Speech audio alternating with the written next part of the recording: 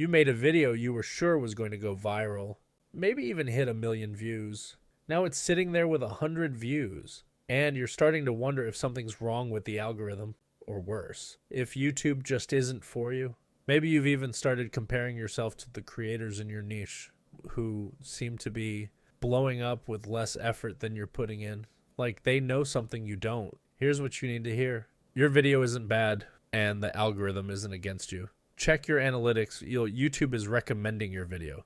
People are seeing it, they're just not clicking. That's a completely different problem than the one you think you have. Nobody knows you yet.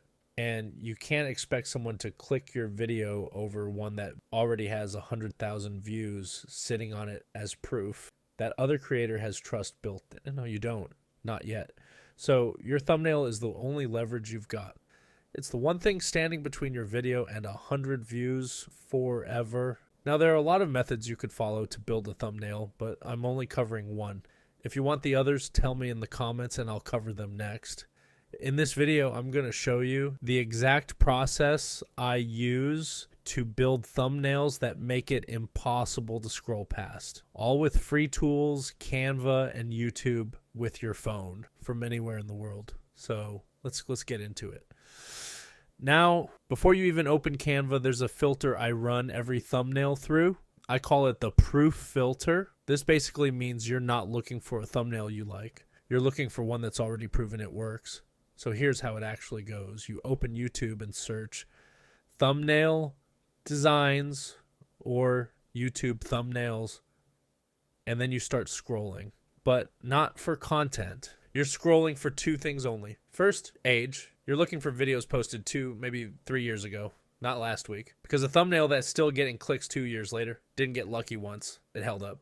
Second, views, 100,000 and up. That's your minimum. Anything under that, keep scrolling.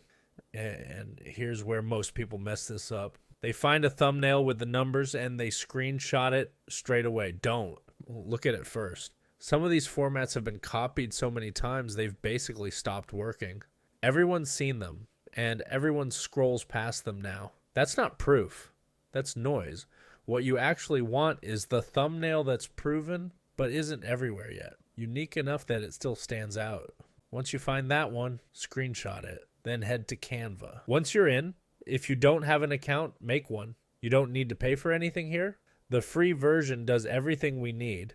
Then search YouTube thumbnail or YouTube template.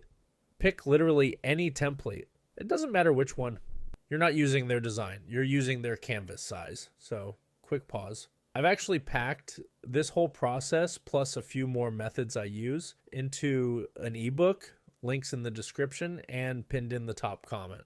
If you want to take your thumbnails further, that's where to go. And inside it, you'll also find my personal WhatsApp. I'm on there, and I'll help you out if you need it. Anyway, upload the thumbnail you screenshotted, drop it onto the template, and stretch it to fill the whole space. Now, here's the part most people skip. Scroll down to Image Tools and open Magic Layer. This basically pulls apart every layer baked into that flat screenshot, the person, the background, the text, all separated out. First, delete the person, then the background, then the timestamp sitting in the corner. What you're left with is a blank canvas that's already sized and structured like a proven thumbnail, just empty. Now upload your own photo, the one you actually want as your thumbnail. Blur it completely, all of it, and move it to the back of the layers. Upload that same photo again. Resize it to fit big.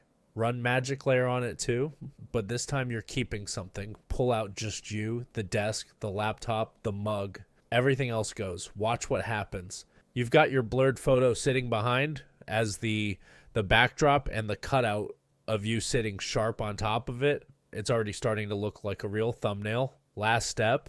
Go to Effects, find Outline, and apply it to your thumbnail right top. That's what make it pop off the background instead of blending into it. Once that's done, move to the top right and download it. Make sure it's in PNG every time. That's the format YouTube actually wants, and that's it. That's the whole process. Start to finish with free tools on a phone from anywhere. Look, your thumbnail is the one thing standing between a video that flops at 100 views and one that actually get seen. You now know exactly how to build one that holds up. So if this helped you, hit subscribe.